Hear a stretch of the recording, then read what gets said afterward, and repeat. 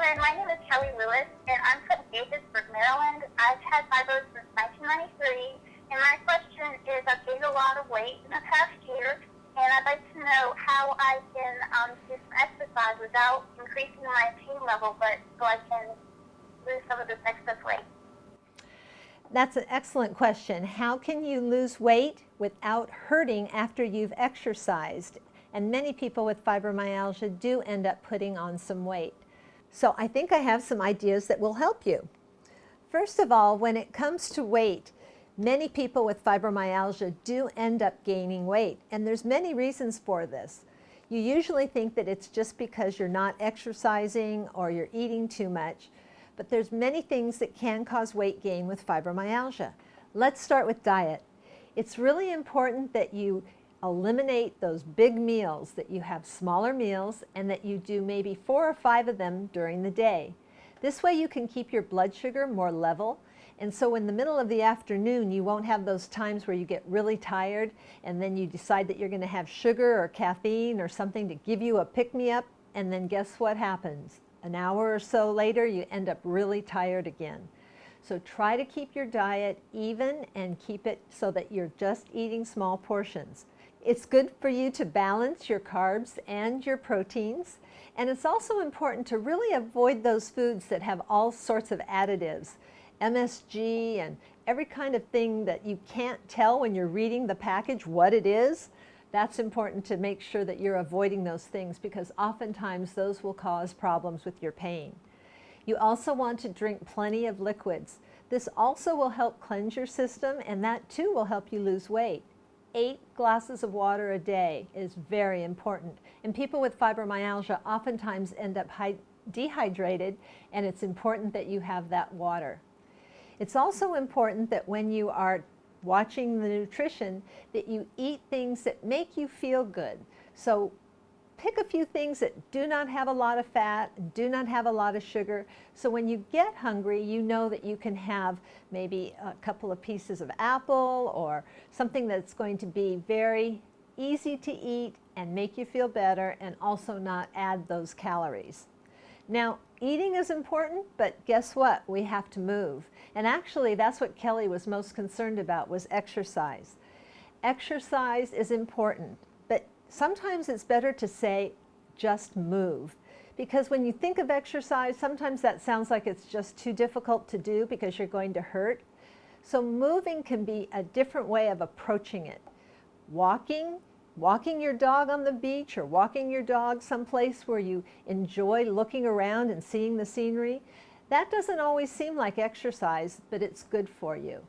Make sure that when you're doing these things, you don't push yourself too far. And every time you exercise, take time out and rest afterwards. It will give your body a chance to recuperate. Other things that you can do, water therapy is excellent. Yoga is wonderful. Going to a hot springs or use a hot bath, Epsom salts or different types of herbs and things in your bath can also help relax you and make you feel better. And then that way, after you exercise, you're not going to hurt as much. So you'll be much more likely to keep on exercising.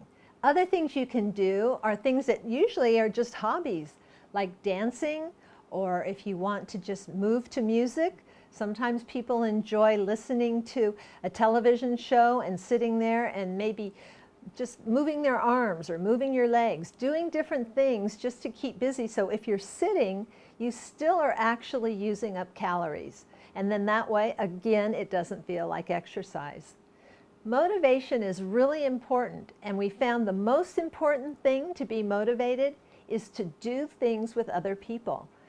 Get a group together and do some exercise. Walk around the office at work or walk around your block. You also can watch TV shows or videos that will have information and show you how to do different types of exercise, and you can do it right along with the person who's leading it. Sometimes they'll have music that will be really much more upbeat and get you excited about moving. It's important that you take time to schedule your exercise. Plan a time and keep to that time. Also, keep a journal. Write things down. Let yourself know, I accomplished this. And then give yourself a reward.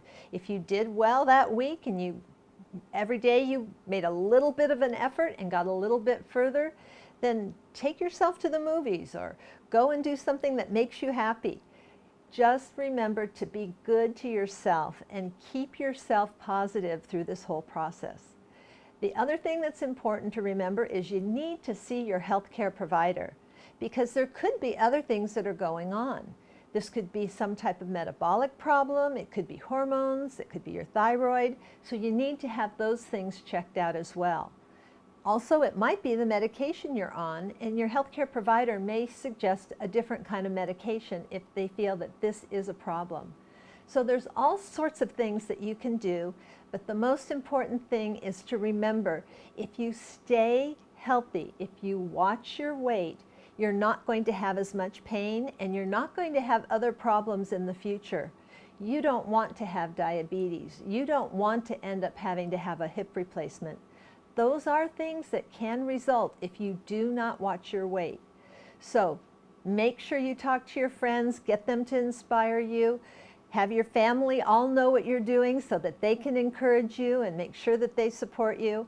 And I know that you will be able to make a difference and that you'll be able to lose the weight that you need to lose. So I hope you liked today's video and learned a lot.